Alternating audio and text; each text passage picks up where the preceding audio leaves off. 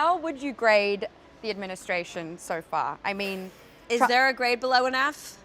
no, not as far as I know. You want to just don't bow out. You know, you can't get lazy. You have to sign petitions.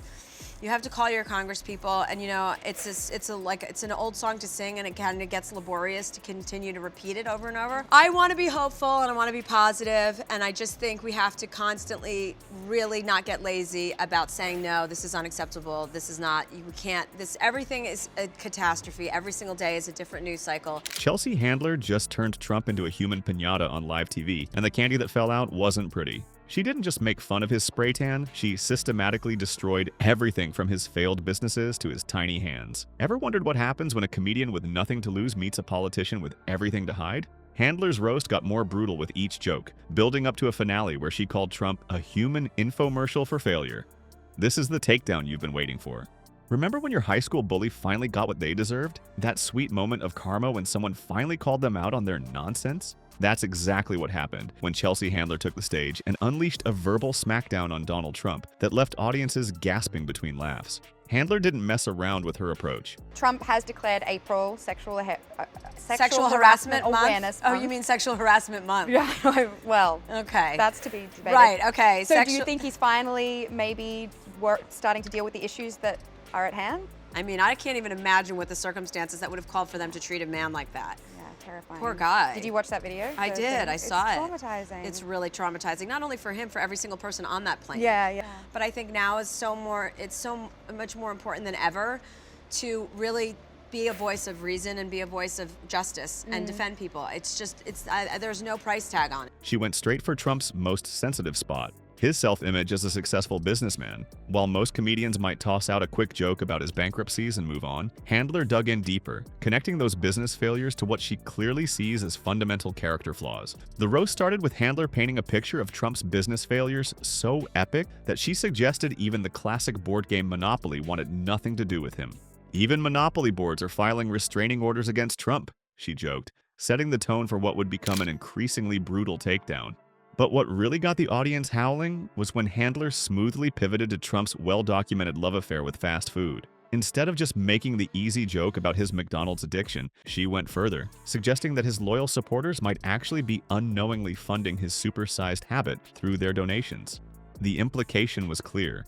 The man asking for campaign contributions might be spending them on quarter pounders rather than political ads.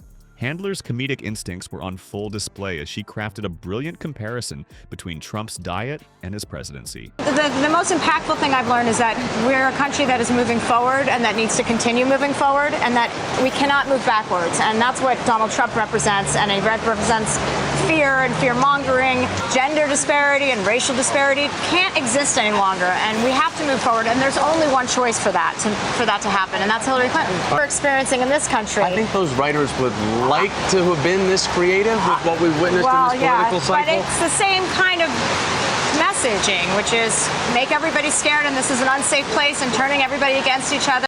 She didn't just stop at making fun of his food choices, she connected them directly to his leadership style, suggesting both were packed with unhealthy choices that ultimately left America suffering with collective indigestion.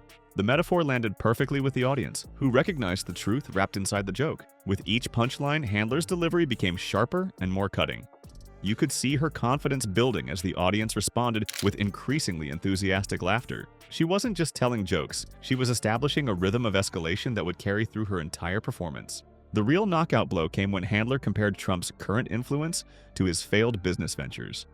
His influence is tanking faster than one of his bankrupt casinos, she said, drawing a direct line between his past business collapses and what she portrayed as his declining relevance. The comparison was particularly stinging because it suggested that both his casinos and his political career were built on the same shaky foundation of lies and were equally destined to implode. What made Handler's approach particularly effective was how she systematically dismantled Trump's carefully constructed image, one joke at a time. She didn't just throw random insults, she built a case against him using his own history and behaviors as evidence. Her comedy had a prosecutorial quality to it, with each punchline serving as another exhibit in her case against Trump's competence. The audience's reaction told its own story. With each successful joke, Handler seemed to gain permission to push even further into territory that other comedians might fear to tread. Their laughter wasn't just appreciation for good comedy, it was encouragement to keep going, to say the things many were thinking, but few public figures were willing to articulate so bluntly. You could see Handler feeding off this energy, growing more confident with each successful punchline.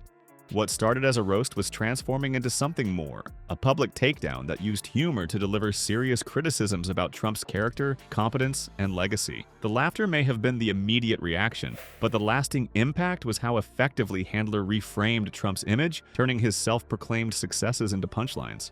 What if Trump's physical appearance isn't just a random collection of oddities, but a carefully crafted warning system from nature itself? When Chelsea Handler shifted her focus from Trump's business failures to his physical features, she didn't just go for the easy jokes. She developed an entire origin story for his unusual appearance that left audiences both laughing and slightly disturbed. The infamous orange complexion that's become Trump's trademark wasn't spared Handler's razor-sharp wit. She theorized that Trump's unusual color palette might actually be a tragic accident involving a self-tanner factory and an out-of-control leaf blower. This wasn't just a simple spray tan gone wrong. In Handler's world, it was a full-blown industrial disaster that permanently marked the man. The image of Trump caught in some sort of cosmetic catastrophe added another layer to his already cartoonish public persona. But Handler was just warming up. Moving from skin to hair, she proposed that what sits atop Trump's head isn't actually hair at all, but rather an elaborate bird nest that a very confused bald eagle calls home. The joke landed perfectly because it addressed something millions of Americans have wondered about for years. What exactly is going on with that strange yellow arrangement he calls a hairstyle? Handler's explanation makes about as much sense as any other theory, and the mental image of a bewildered national bird accidentally making its home on Trump's head had the audience rolling. Then came the tiny hands, a physical feature that's haunted Trump since the 2016 campaign. Handler didn't just point out their diminutive size, she explored the practical implications of having such small appendages. She joked that if Trump ever got lost in a corn maze, he'd be trapped forever because his tiny hands wouldn't be able to reach above the stalks. The visual of a former president helplessly wandering through corn rows with uselessly small arms dangling at his sides perfectly captured the essence of Handler's approach, using absurdist scenarios to highlight very real concerns about Trump's capabilities. The hand jokes took on a more serious undertone when Handler suggested that shaking hands with Trump must feel like a toddler handing you a crayon. What makes this line so effective is how it transforms a simple physical observation into a commentary on competence. The implication is clear. How can we trust someone with nuclear codes when their handshake reminds you of interacting with a small child? The audience's uncomfortable laughter acknowledged the disturbing truth beneath the comedy. Handler even found fresh material in Trump's signature facial expression. She theorized that his perpetual pout makes him look like he just bit into a lemon and realized it was actually a battery.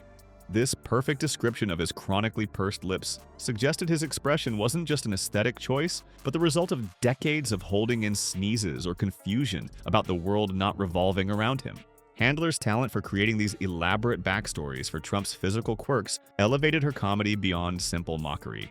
By the time Handler finished dismantling Trump's appearance, the former president had been reduced to looking like a human pita after a 6-year-old's birthday party, bruised and stripped of whatever dignity he might have once possessed. The real genius of Handler's approach was how she used these physical observations as a springboard to discuss the more substantive issues with Trump's character and presidency. Behind every witch hunt claim is a man who, as Handler put it, runs from accountability faster than he ran from the draft. Her character assassination didn't just mock Trump's failures. It exposed the bizarre paradox of someone who portrays himself as both history's greatest victim and its greatest success story simultaneously. Once Handler finished demolishing Trump's business reputation and mocking his appearance, she moved on to what truly makes comedians valuable in our political landscape: their ability to expose character flaws that politicians and pundits dance around. And boy, did she go for the jugular. The funniest part about Trump, according to Handler, isn't his orange skin or weird hair.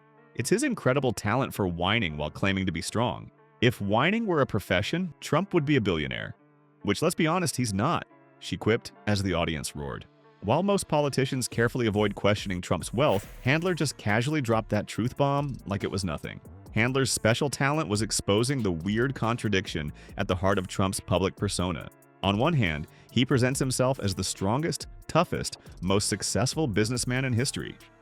On the other hand, he's constantly complaining about how unfairly he's treated. It's like watching someone flex their muscles while crying that the gym equipment is being mean to them. When Handler mocked Trump's habit of calling everything a witch hunt, she delivered one of her most devastating lines, saying he runs from accountability faster than he ran from the draft. The audience gasped before breaking into applause, recognizing that Handler had just highlighted Trump's lifelong pattern of avoiding responsibility, whether for his business failures or his duty to his country. What made Handler's roast so effective wasn't just the jokes, it was how she systematically built a case against Trump's entire self-image. After warming up with jokes about his appearance and business failures, she delivered her knockout punch by comparing him to a human infomercial for what happens when a reality TV star mistakes himself for a genius. That line hit so hard because it redefined Trump not as a political mastermind, but as a cautionary tale, the warning our parents gave us about believing our own hype. The audience was already in stitches, but Handler wasn't done yet. She launched into a devastatingly comprehensive list of Trump's failed business ventures. One by one, she ticked off Trump Airlines, Trump Steaks, and Trump University, pausing just long enough between each for the audience to remember these weren't just jokes, but actual failed businesses with his name plastered on them. Then came the twist of the knife. Handler suggested that the only thing Trump had successfully built wasn't a business empire at all, but a fan base that treats him like a messiah. The line landed with particular force because it transformed what Trump considers his greatest achievement, his devoted followers, into evidence of his greatest con. As Handler's roast reached its crescendo, she contrasted her own rising star with Trump's fading relevance, declaring that his future is looking about as bright as a candle in a hurricane, while she continues to flourish. The metaphor wasn't just funny, it painted a vivid picture of Trump's increasing irrelevance that even his most devoted followers would have trouble arguing with. By the time Handler was finished, she hadn't just roasted Trump, she had completely redefined him.